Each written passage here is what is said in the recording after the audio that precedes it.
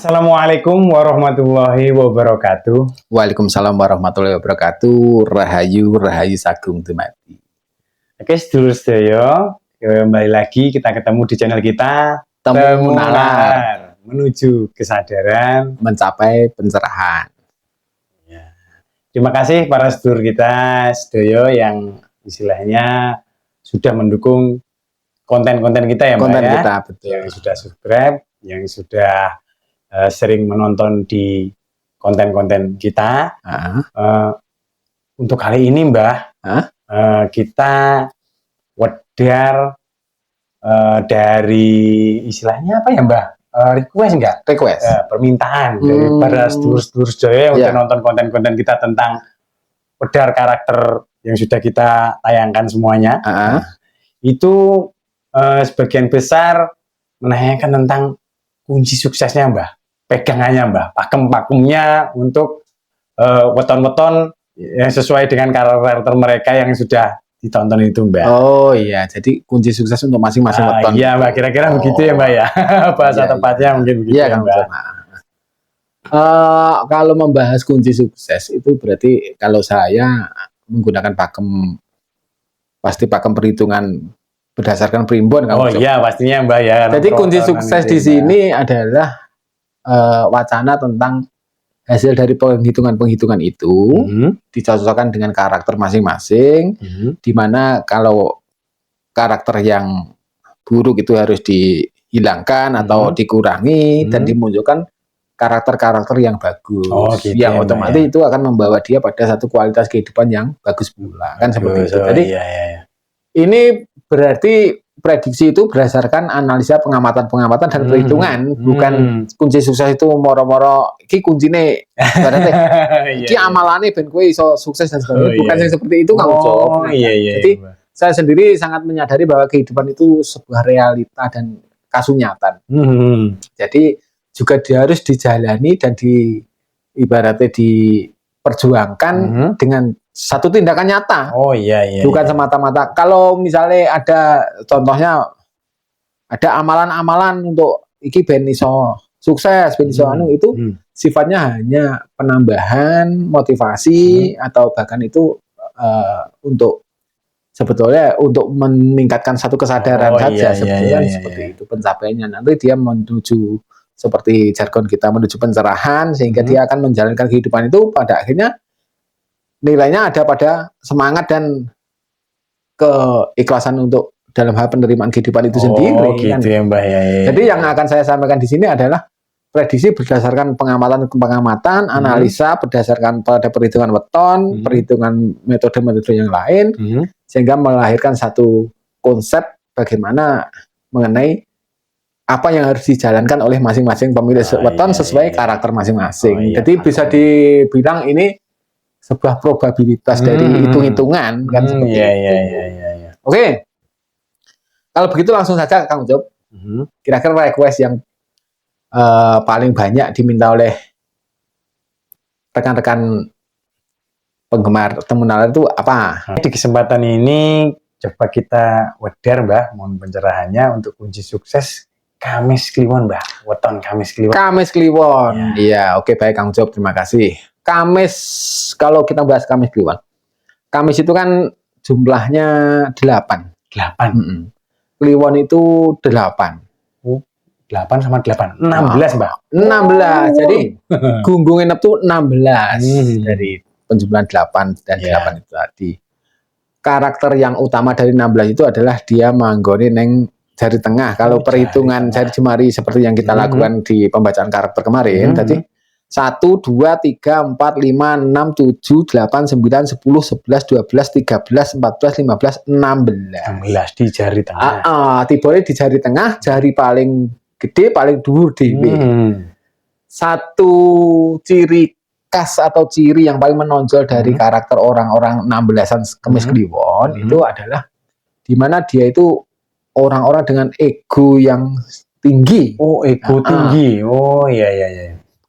Pengennya menang dhewe, ora gelem diasorne, ya moh kalah, kan seperti itu. Jadi cenderung egonya sangat mendominasi. Jadi gitu ya. orang-orang 16-an utamanya Kemis Kliwon itu wong moh sing moh kasoran.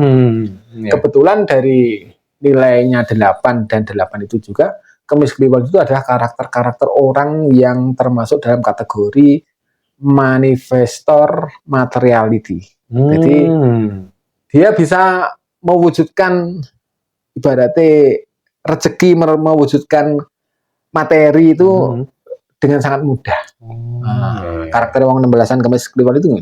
Jadi ibaratnya apa sing dicipta dadi ngono lah istilahnya. Jadi pawan-pawan wong sing gampang golek rezeki, golek rezeki mergo dari banyaknya kemampuan dan banyaknya ide-ide inovatif dari si Kemis Kliwon itu sendiri.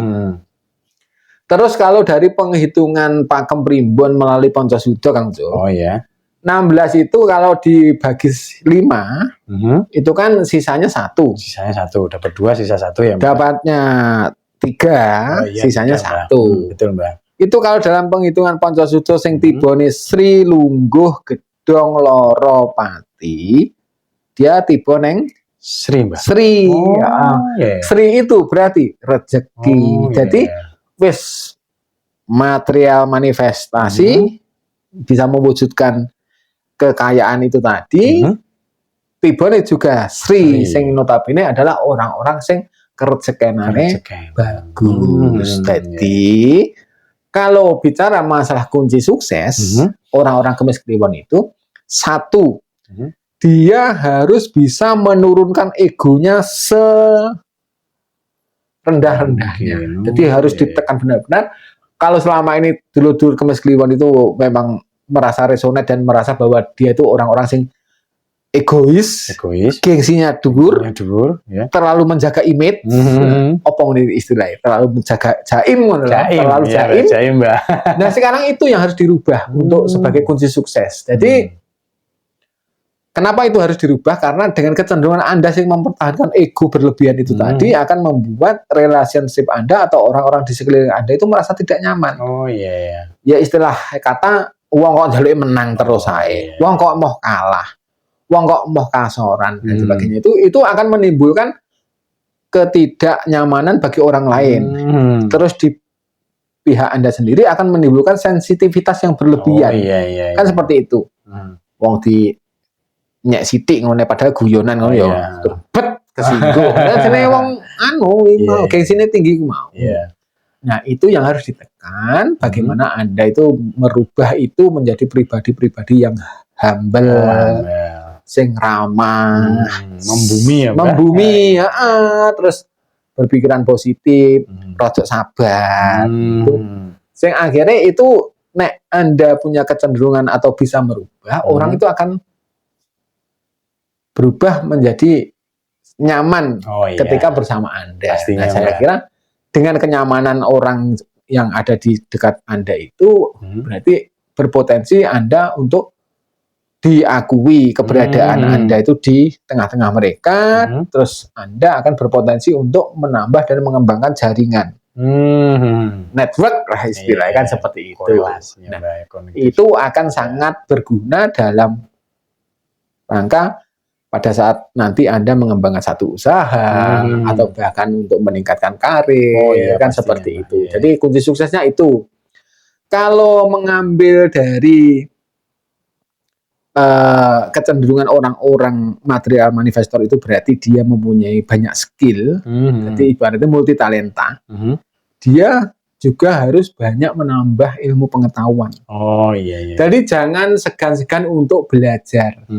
Jadi istilah dalam self motivasi self improvement itu, Anda harus bisa mengosongkan gelas. Gitu. Biasanya orang sing gengsine dhuwur itu Kang Job, dia merasa bahwa dia itu lebih dari orang lain, merasa lebih pintar, merasa lebih jago, merasa lebih dalam hal segalanya. Itu berarti gambarannya seperti gelas yang selalu terisi penuh.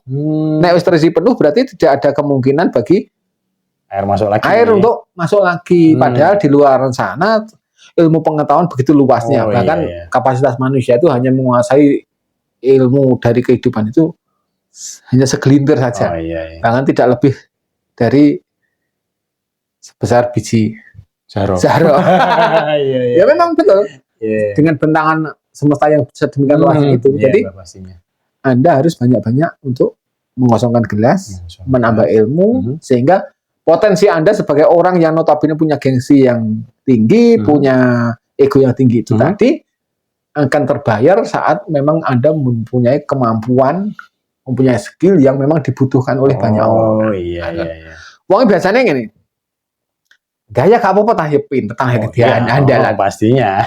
Sing arep gunane iki ya wis wis rasa dipikir. Sing penting awake dhewe butuh kemampuane kan ngono. Kan seperti itu. Kuncinya di situ. Terus nek wis jenenge Sri itu rezeki, tibone ning jari tengah itu ya jari dhuwur dhewe, berarti Anda itu termasuk orang-orang yang ibaratnya dimudahkan dalam meraih materi, meraih kekayaan atau kerjeken. Anda harus banyak-banyak bersyukur. Orang-orang kemis kliwon. Terus ini hanya sekedar tips dari saya. Orang-orang kemis kliwon itu syaratnya harus banyak-banyak berkontemplasi atau banyak-banyak wening. Dalam artian kalau bidang spiritual harus banyak-banyak meditasi. Gitu ya, Mbak. Kayak misalnya agama atau Islam apa namanya bertafakur apa. Dalam artian gini. Jadi kemis 8 kliwon manggone nang tengah kemis ki ya. Manggone ya ning tengah. Sebetulnya kemis itu menjadi pusat dari semesta. Kalau dia memahami keberadaan dia itu kemis kliwon itu sing dadi punjere jagat itu sebetulnya kemis kliwon. Jadi saat dia itu bisa memperbanyak hening dan menyadari bahwa potensi semesta untuk mendukung dia itu sangat besar, dan itu hanya bisa dilakukan melalui jalan hening atau meditasi itu tadi, maka potensi yang akan muncul selanjutnya itu akan lebih sangat luar biasa sekali. Gitu ya, seperti itu. Jadi kembali saya ulangi lagi, kunci sukses untuk kemis kliwon buat 16-an 1. Menurunkan ego, gengsi dan image. Nah, jadi jangan terlalu jaim lah. Wong ki kadang ya rada kasoran sithik ya gak apa-apa. Rada ngalah titik, rada dipermalukan sithik ya gak apa-apa. Wong sing mempermalukan karo sing dipermalukan ki ya padha ya. Dua, harus banyak menambah ilmu pengetahuan. Karena biasanya banyaknya talenta atau skill itu tadi akan menyebabkan dia sebetulnya bisa tapi kadarnya tidak maksimal. Gitu ya, Mbak. Selain dia harus fokus pada satu hal. Gitu. Terus yang ketiga ini tips sifatnya, jadi harus banyak-banyak meditasi, banyak-banyak berkontemplasi, berhubungan langsung, mempunyai keintiman dengan semesta itu sendiri. Gitu ya, Mbak. Dengan Tuhan Yang Maha Esa. Saya kira itu yang akan membawa dia, bukan tidak mungkin, bahkan kesuksesan itu sebetulnya sudah di depan mata bagi para teman-teman kemis kliwon yang bisa mau menyadari dan mencari jati dirinya itu tadi, yang bisa menemukan dirinya dalam satu kondisi keberadaan dia terhadap semesta itu sendiri. Seperti itu. Saya kira cukup, Kang Jo. Oke, demikian sedulur yang punya weton kemis kliwon. Demikian pengutara dari Mbah Jat, gunakan pakem-pakemnya, semoga bermanfaat. Dan apabila dalam penyampaian kami ada hal yang kurang berkenan, kami mohon maaf. Kami cukupkan sekian, kami akhiri. Assalamualaikum warahmatullahi wabarakatuh. Waalaikumsalam warahmatullahi wabarakatuh. Rahayu, rahayu, sagung dumadi.